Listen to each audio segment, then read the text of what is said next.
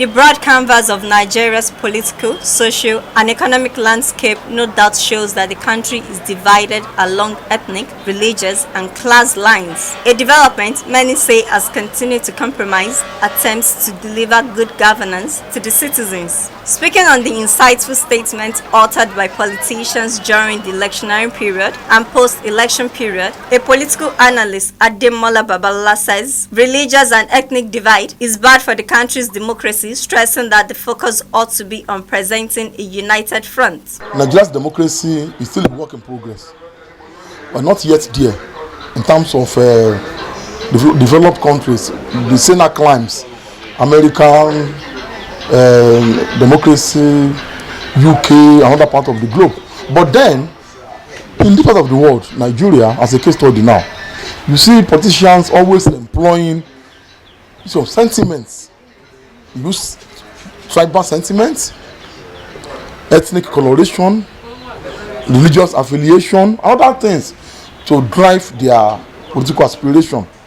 Also speaking, another political analyst, Adebisi Oladile, is of the opinion that the exploitation of religion and ethnicity will have a negative impact on the country's democracy. I don't agree with politicians who exploit the factor of religion or ethnicity for certain divisive sentiments, who run on such to win elections.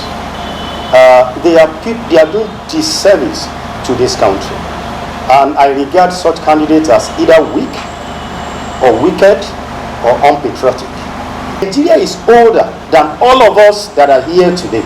We were born into this country, Nigeria, and we have a duty to protect the integrity and the unity of Nigeria. They nevertheless called for an end to the use of religion and ethnicity to divide the country, as well as the selection of competent leaders. What is now next for us as a nation is to now calm the fraying nerves through good governance.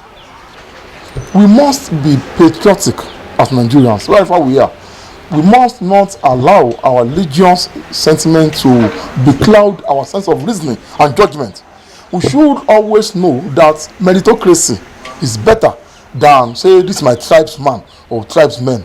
The dangerous trend of the whole thing is that if you continue to profess religious sentiment to drive your political aspiration, you are capable of driving further wedge in terms of, setting this country apart. That divides us. That weakens the thread that binds us together as Nigerians.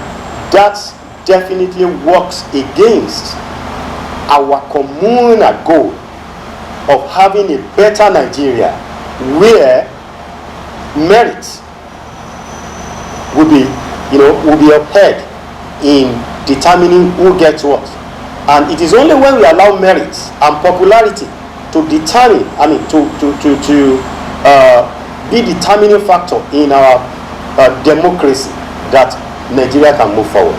No doubt, religion and ethnic nationalism has led to conflicts on control of state power, on equal allocation of resources, citizenship issues, and state collapse, among others. Hence, the need to curb the trend. Ayodele Fakeye, Impact TV.